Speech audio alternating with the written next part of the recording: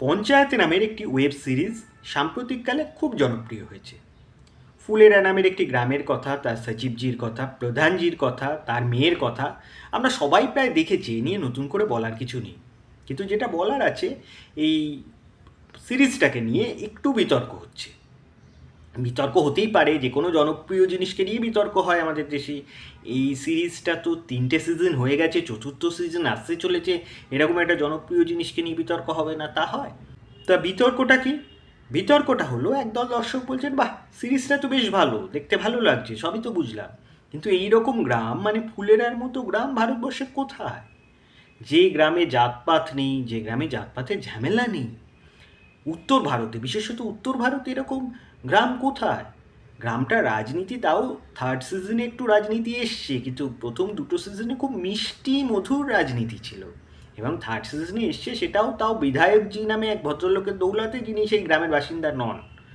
গ্রামে সেরকম কোনো রাজনীতি নেই, সেরকম রাজনীতি ক্ষমতা দখলের লড়াই নেই।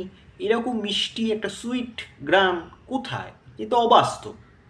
আর এক দল, যারা তাদের বিরুদ্ধ মত পোষণ করছেন, তারা বলছেন হলোই বা অবাস্তব, তাতে অসুবিধে কী? রূপকথার গল্প তো অবাস্তব, তা আমরা কি রূপকথার গল্প দেখি না, রূপকথার গল্প পড়ি না? তাহলে অসুবিধাটা কি? রূপকথার গল্প কি সাহিত্য না? আমরা যদি এটাকে রূপকথার গল্প হিসেবে শুধু বিনোদনের জন্যই দেখি, আমাদের তো দেখতে ভালো লাগছে, তাহলে দেখতে অসুবিধে কোথায়?